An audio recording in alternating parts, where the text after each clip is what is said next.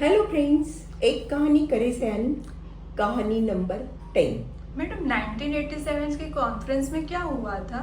उस कॉन्फ्रेंस में मेरा टॉपिक था एपिलेप्सी एंड मैरिजेस। उस टाइम तक मेरे पास टोटली 15 पेशेंट्स थे जिनके मैरिजेस में थोड़े बहुत प्रॉब्लम आए होंगे।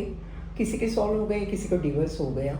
उसमें से 3 तो पुरुष थे और 12 फीमेल्स थी। सरप्राइजिंगली तीनों पुरुषों की शादियों में कोई प्रॉब्लम नहीं आई। तीनों मेल्स की शादियाँ अच्छे से हो गई। वाइफ को मालूम नहीं था और वाइफ को मालूम पड़ने के बाद उन बेचारियों ने एक्सेप्ट कर लिया। उन्होंने बोला हमें थोड़ा ख़राब तो लग रहा है पर ठीक है। लेडीज़ के प्रॉब्लम्स क्या हुए मैं आपको बताती हूँ।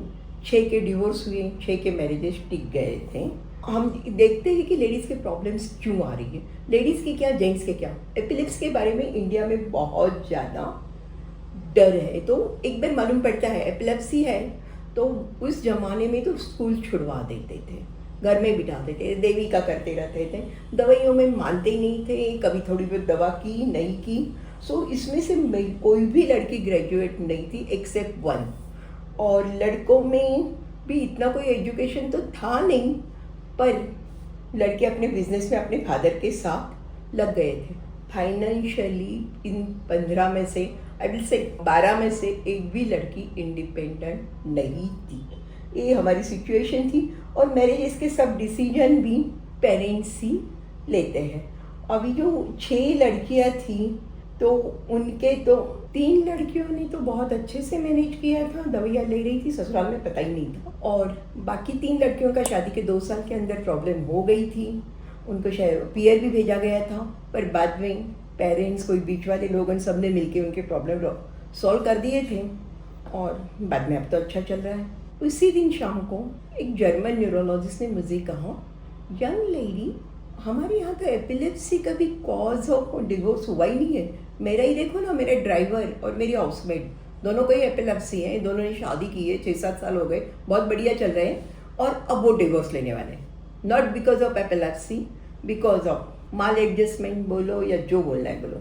So it can't be A cause, क्योंकि हमारे यहाँ की प्रॉब्लम अलग है। Everything is decided by parents. पढ़ना है, नहीं पढ़ना है, घर में बैठना है, everything is decided. And medicines and epilepsy and एक स्टिग्मा बहुत बड़ा है और सब लोग उसमें कोशिश कर रहे हैं।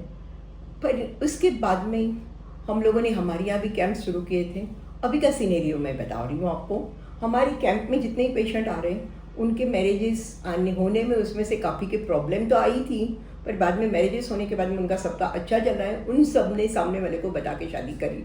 अभी तो मैं एक देख रही हूँ, एपिलेप्सी है कहने के बाद में लोग लड़की को पूरा इंडिपेंडेंट करने की कोशिश कर रहे हैं और लड़कियां भी इंडिपेंडेंट हो रही है, लड़के भी इंडिपेंडेंट हो रहे हैं।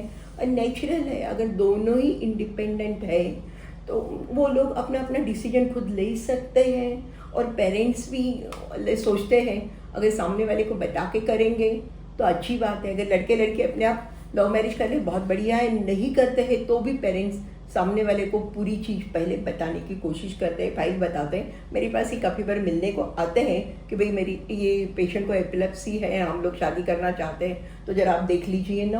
और बहुत अच्छा बदलाव आज ज़माने में हुआ है काफ़ी फैमिलीज़ में। फिर भी जहाँ पे बिना बताए करते हैं वहाँ पे प्रॉब्लम आती है। अब एपिलेप्सी एंड मैरिजेस, उनका फ्यूचर कल क्या है? कल का ज़माना तो ही अलग है।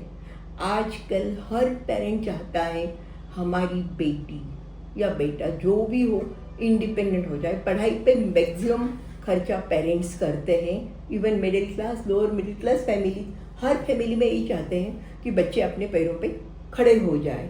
सो बच्चे इंडिपेंडेंट हो रहे हैं, लव मैरिजेस बढ़ रही है, ये बहुत अच्छा ट्रेंड है। सो मुझे नहीं लगता कि अब जैसे वो जर्मन न्यूरोलॉजिस्ट ने कहा था वैसे एपिलेप्सी मैरिज टूटने का कारण हो सकता है। बट मैरिज टूटने के कारण दूसरे बहुत सारे हो सकते हैं। मेरी जस्ट ओनली एक ही चिंता है कि अगर सब कोई बहुत ज़्यादा इंडिपेंडेंट हो जाए और आगे के ईगो या उनके नॉन एडजस्टमेंट उसके कारण मैरिजेस में प्रॉब्लम ना आए। Thank you.